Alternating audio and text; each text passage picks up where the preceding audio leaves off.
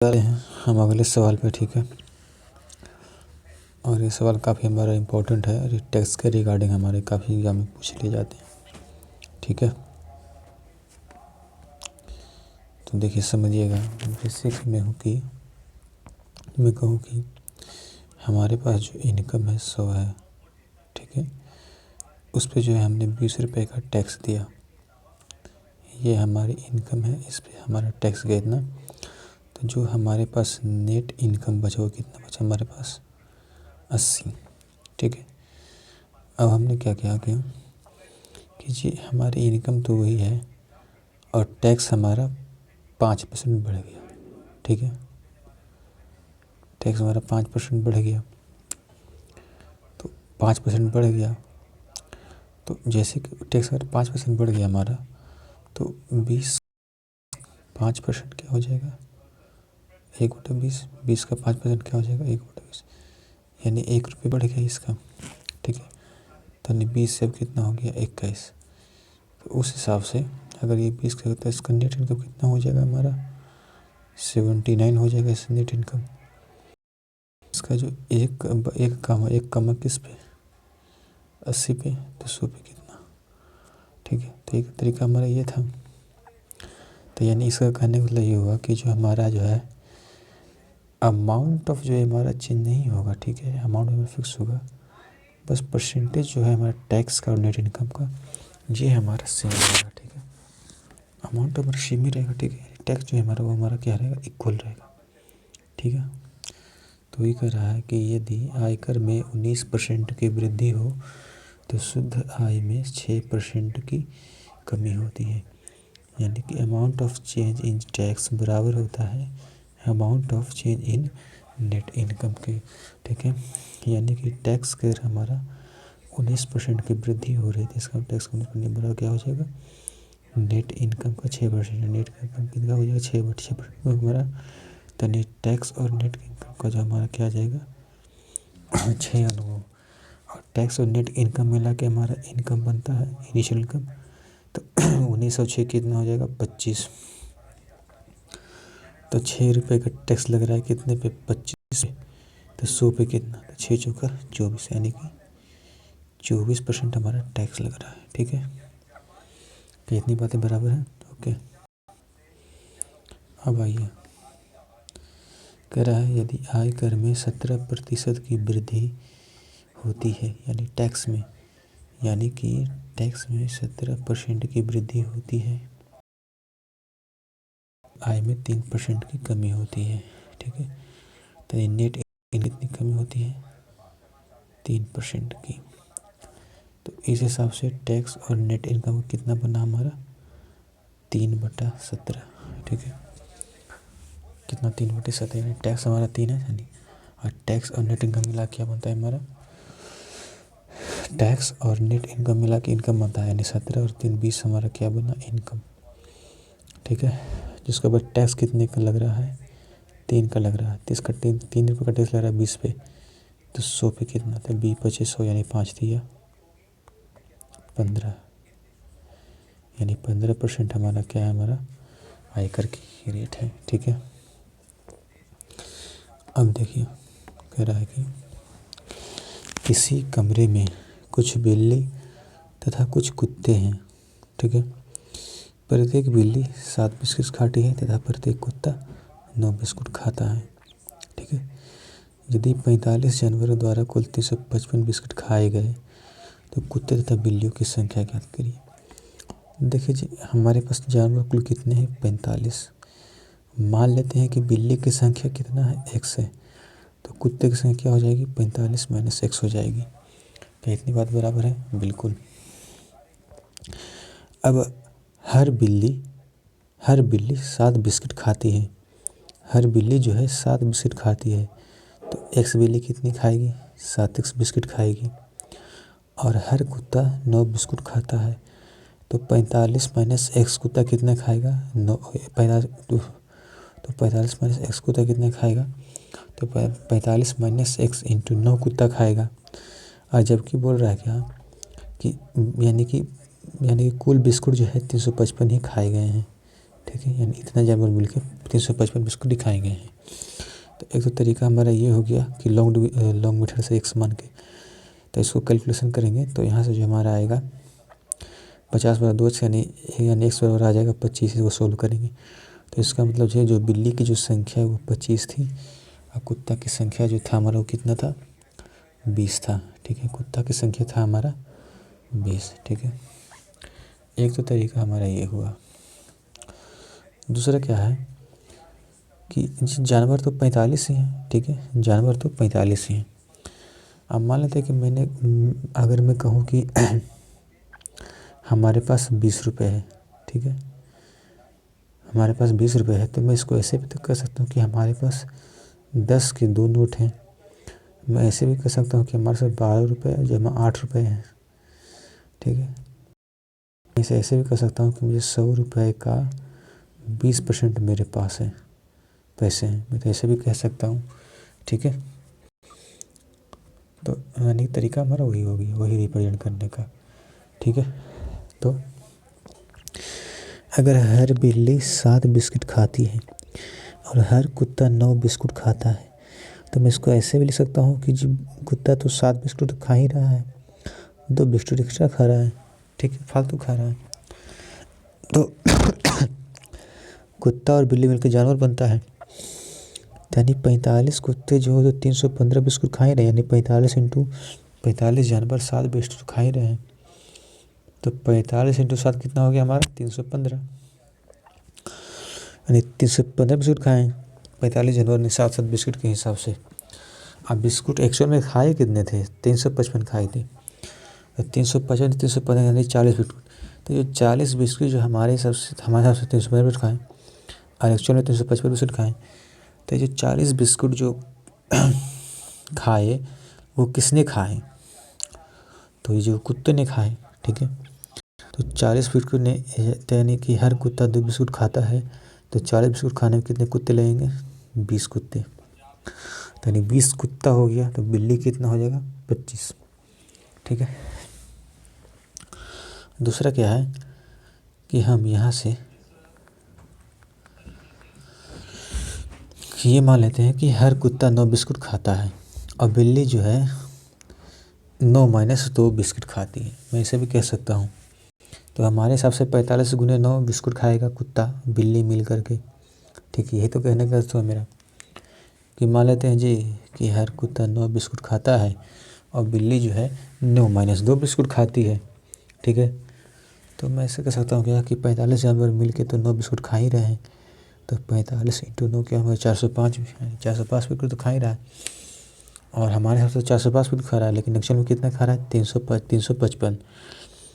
तो ये जो 50 बिस्कुट जो है, ये जो 50 बिस्कुट जो है एक्स्ट्रा खाए गए, एक्स्ट्रा नहीं खाए गए, वो किसके द्वारा नहीं खाए गए थे, वो बिल्ली के द्वारा। और हर बिल्ली 2 बिस्कुट नहीं खा रही है, तो 50 बिस्कुट खाने में कितना लगेगा, तो 50 बिस्कुट हर बिल्ली 2, यानी 2 25 संख्या हो जाएगा 25, यानी कि 25 बिस्कुट जो है, यानी 25 बिल्ली जो है इस संख्या हो जाएगी। ठीक है,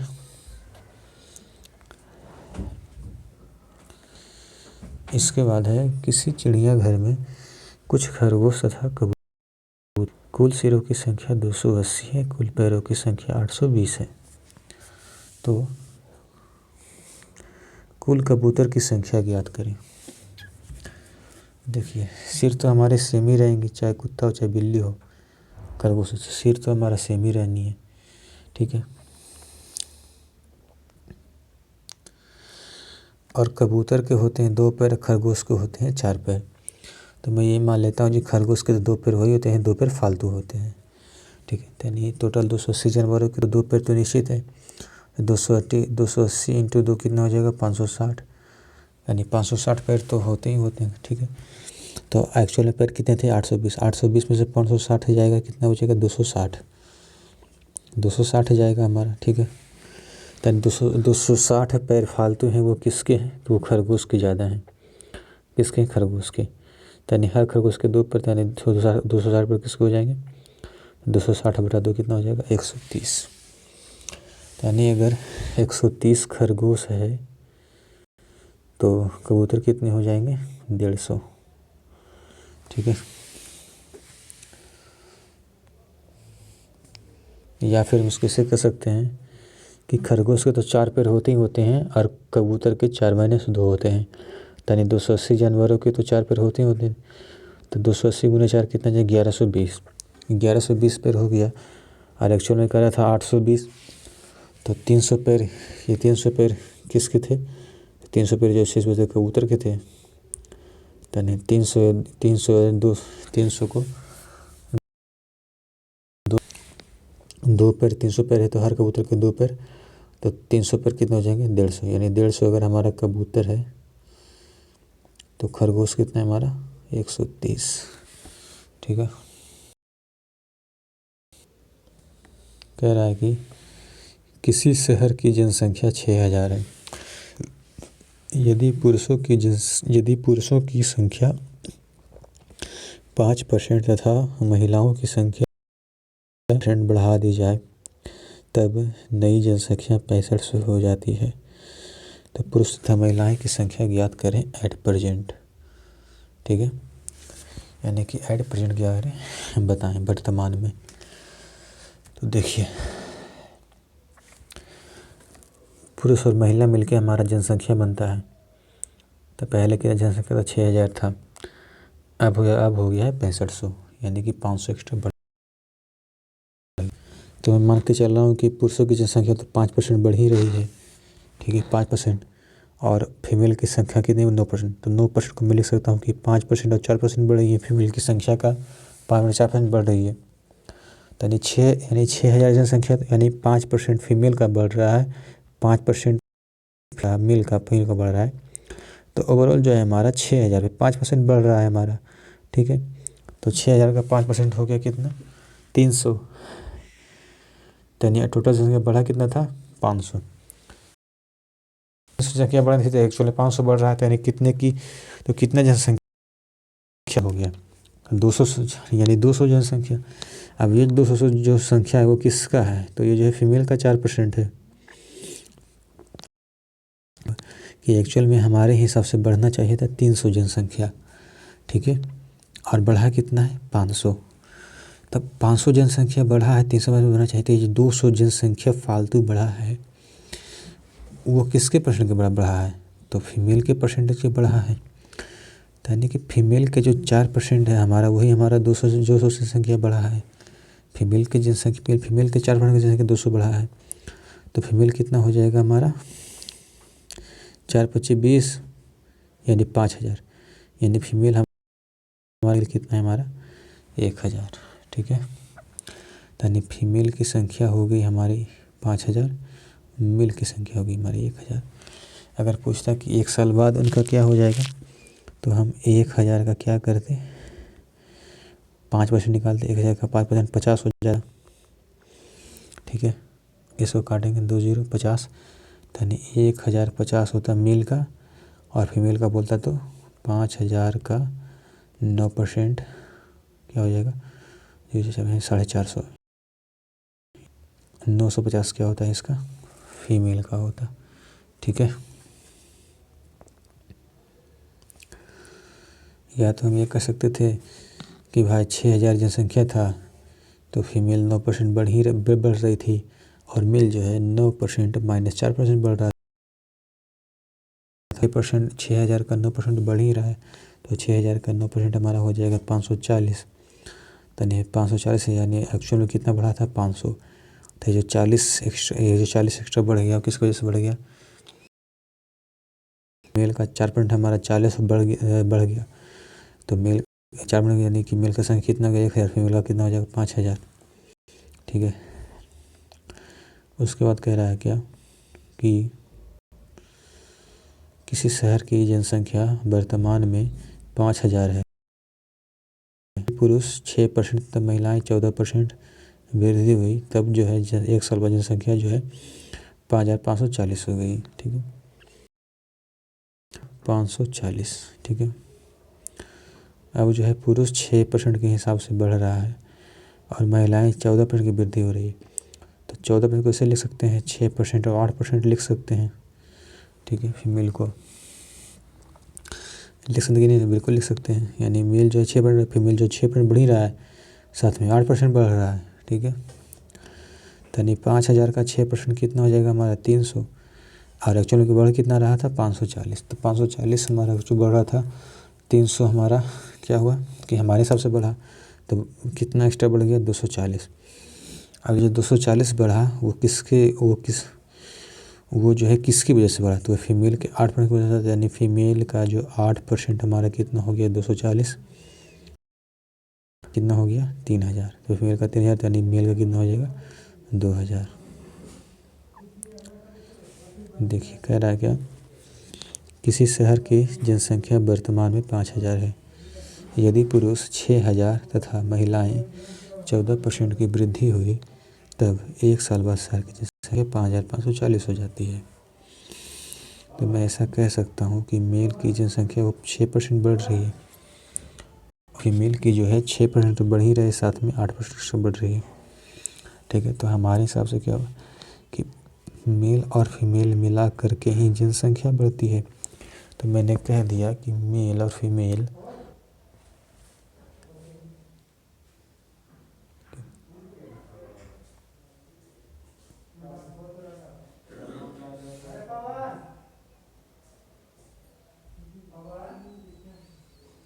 यानी मेल और फीमेल, और साथ में क्या बढ़ा 8% एक्स्ट्रा बढ़ गया। ठीक है, तो 5,000 का 6% हमारा कितना हो गया 300, और 100 में बढ़ कितना रहा था 540, और हमारे पास कितना है 300। 240 बढ़ा किसकी वजह से, किस वजह से बढ़ा, ये फीमेल के 8% की वजह से, यानी फीमेल का 8% हमारे रिप्रेजेंट करें कितने को 240 को, तो 300 यानी फीमेल की यूनिट कितनी हो गई हमारी 3,000। ठीक है, तो इस टाइप के कुछ क्वेश्चन थे हमारे, पूछते हैं जो हमने सीखा था। ठीक है,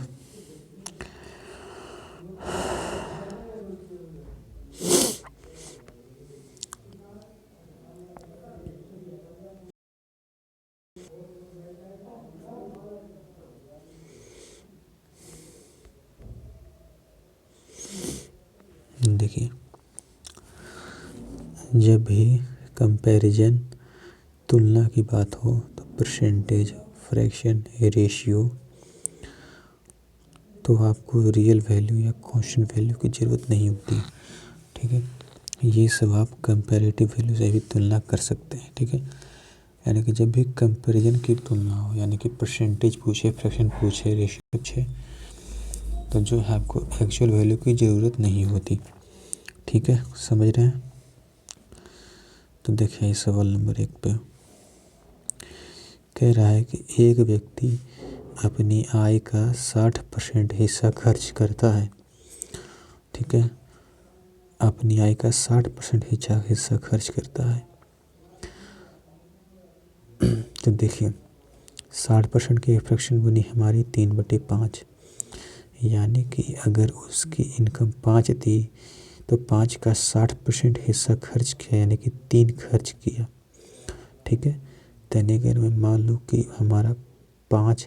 हमारा इनकम 500 था, एक्सपेंडिचर हमारा 300 था, यानी कि 300 खर्च किया तो बचा कितना 200, यानी ये 200 सेविंग किया। अब बोल रहा क्या,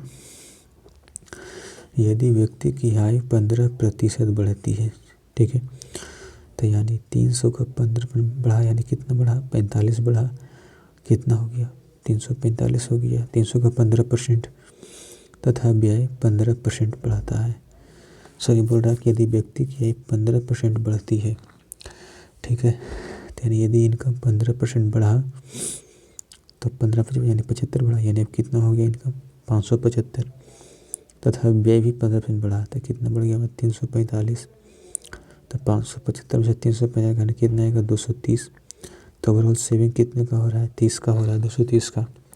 पहले सेविंग कितना का था 200 का, कितना इंक्रीज हुआ सेविंग 30 का इंक्रीज हुआ, 30 का इंक्रीज हुआ किस पे 200 पे, तो 100 पे कितना, तो इसके आएगा 15%।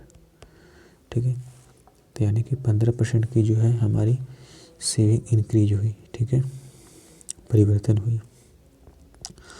दूसरा क्या है क्या कि हमसे इनकम एक्सपेंडिचर तो पूछ ही रहा है, ठीक है।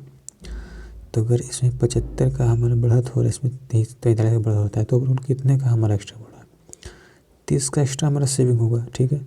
हमने इनकम 75 बढ़ाया है, एक्सपेंडिचर 45 बढ़ाया, तो 75 माइनस 45 यानी 30 का बढ़ाया, ठीक है। और पहले कितना बढ़ाते थे? 200 का, तब 200 पे हमारा 30 का 30 बढ़त हो रहा है, तो 100 पे कितना बढ़त होगा? 15% का, ठीक है। इसको समझते हैं, जैसे कि 30 रुपये का हमारा इंक्रीज हुआ सेविंग में, किस पे हुआ? 200 पे हुआ, 100 पे कितना काटे पीने का तो आएगा कितना? 15%, ठीक है। अब देखिए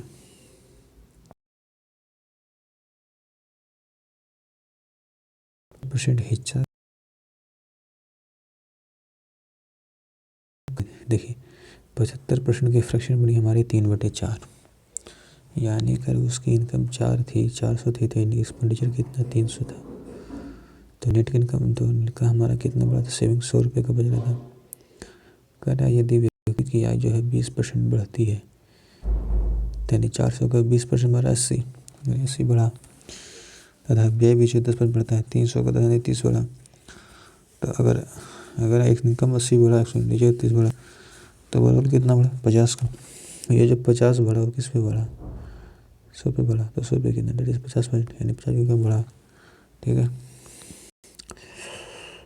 अब कह रहा है क्या कि एक व्यक्ति 8,550 रुपये आय में से 5700 रुपये व्यय कर देता है। देखिए 8,550 में से 5700 रुपये व्यय कर देता है, तो उसके बाद कितना बचा हमारा? 2850। यदि आय तथा व्यय में 19% की वृद्धि हो, यानी 8,550 का 19% और 13% का सेविंग को इंक्रीज किया, यानी देखिए हमसे लास्ट में पूछ कह रहा है परसेंटेज परिवर्तन। तो जब ऐसे ऐसे करना स्टार्ट करेंगे तो हमारा काफ़ी ज़्यादा कैलकुलेशन दे देगा, ठीक है। तो हम क्वेश्चन में कंपेरिजन तो रियल वैल्यू के हम नहीं लेंगे, हम इसका रेशियो से काम चला लेंगे, ठीक है। तो देखिए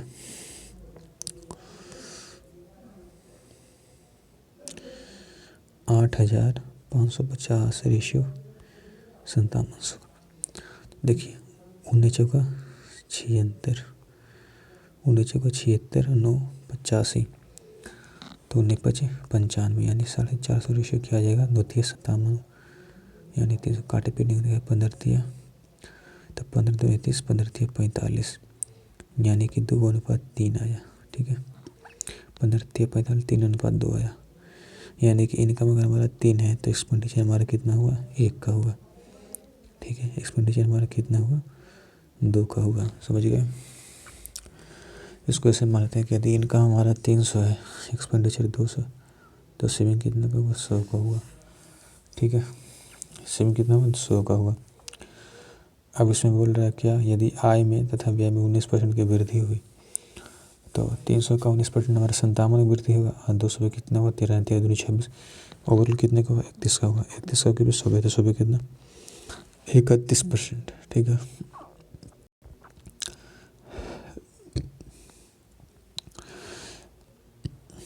कह रहा है एक व्यक्ति 13,500 रुपये आय में से 9,000 रुपये व्यय करता है।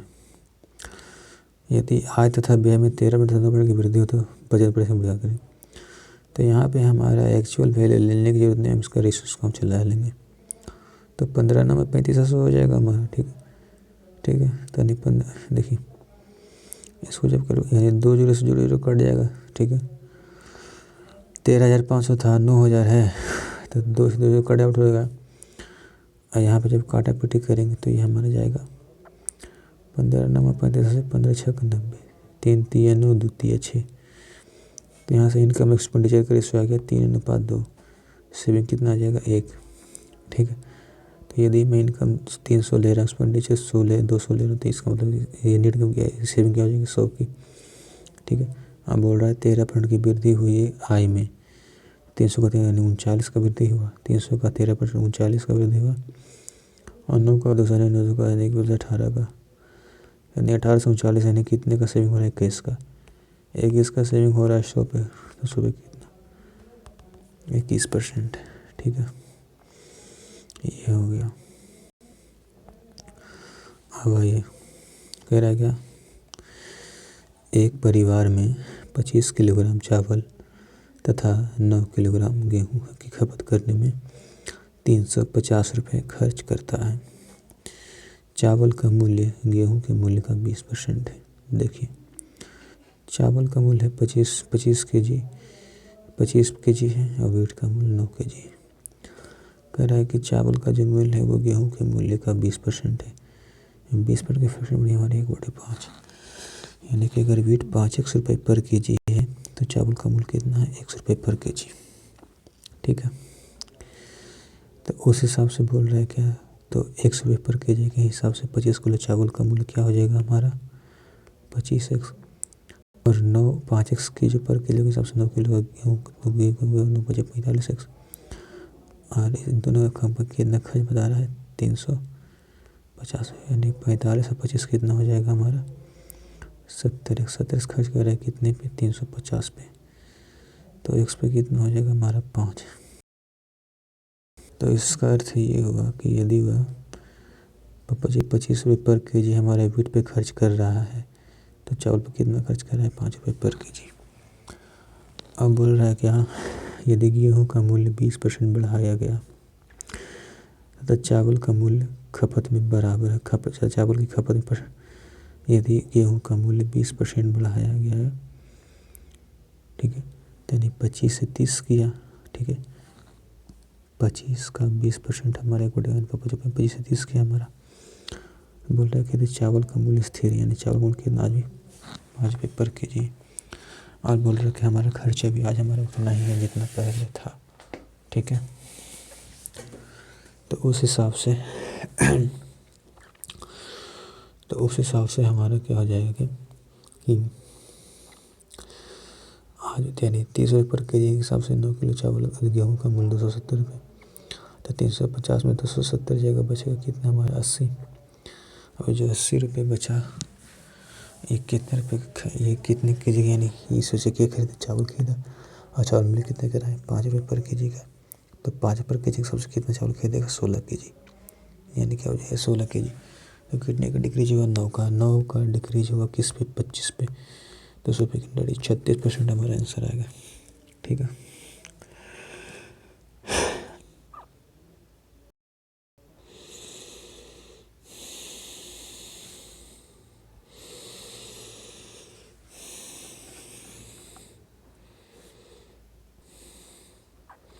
या तो हम इसको सीधे कैसे कह सकते हैं क्या कि चावल का मूल्य तो हमारा 25 रुपये है, 25 रुपये पर के जी, और 5 रुपये पर के जी इसका है। ठीक है, और इस पर जो है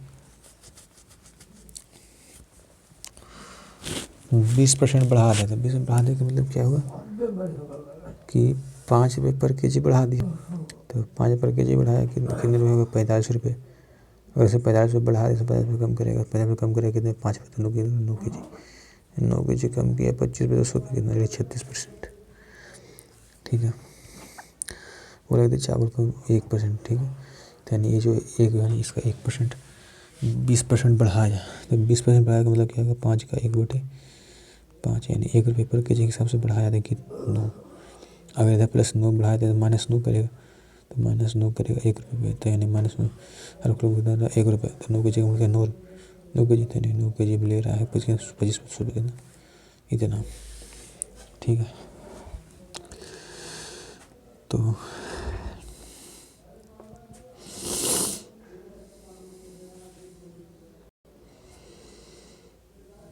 फिर आ गया, एक मजदूर एक सप्ताह में 60 घंटे काम करता है तथा 24 रुपये प्राप्त करता है। 60 घंटे काम करता है 24 रुपये करता है, तो कितने घंटे पर आवर काम करता है 400 रुपये पर आवर काम करता है। बोला यदि उसके प्रति घंटे वेतन 40 बढ़ा दिया, यानी 40,000 में बढ़ा दिया, कितना हो गया 16 बढ़ाया, 40 16 56 रुपये बढ़ा दिया। ठीक है, तथा कार्य में 16 से रुपये कम किया, यानी 60 का 1/6 कम किया, यानी -10 कम किया, कितना गया 50, तो अब कितना खरीद दे रहा है 2800, तो बोले 50 कितना कमी हुआ 400 400 का कमी होगा कितने पे, 24, तो 100 पे कितना, 4 7 24, यानी कितना 16 सही 3%। ठीक है, या तो हम करें पहले इसका कितना 5% था, यानी पहले अगर टाइम 6 था तब कितना हो गया 5 यानी 5 हुआ। ठीक है, तो देखिए जी इसको यहीं तक रखते बाकी हल करके एक बार जो रिपीट कर लेते हैं आगे का। ठीक है,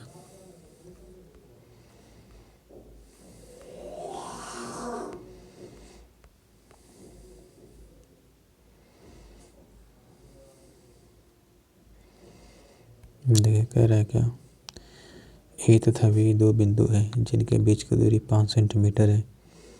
ए बी पर एक बिंदु सी है तथा इसी की लंबाई 3 सेंटीमीटर है। यदि AC की लंबाई 6% बढ़ा दी जाए तो CB की लंबाई कितनी बढ़े। देखिए इसका सिंपल सा अर्थ होता है क्या कि इसको कर सकते हैं कि यदि इनकी लेंथ का रेशो 3:2 रखा है तो इनकी जो है परसेंटेज का रेशो क्या हो जाएगा 2:3 हो जाएगा। ठीक है, तो 2:% करें हमारा 6 को 3 है 9 देने क्या हो जाएगा 9, तो क्या हो जाएगा 9% क्या हो जाएगा हमारा घट जाएगा। ठीक है, यानी कि इनकी लेंथ का रेशियो 3:2 है, इसी को बढ़ाएंगे तो सभी कुछ घटा होगा, तो लेंथ का रेशियो 3:2 का परसेंटेज चेंज हो जाएगा क्या 2:3 हो जाएगा। ठीक है, इसका हम काफ़ी अच्छे से डिटेल से सीखेंगे करेंगे। ठीक है,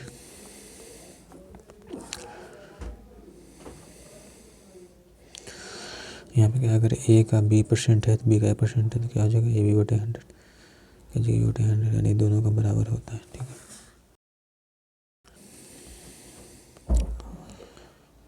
देखिए एक बार फ्रैक्शन पढ़ लेते हैं। देखिए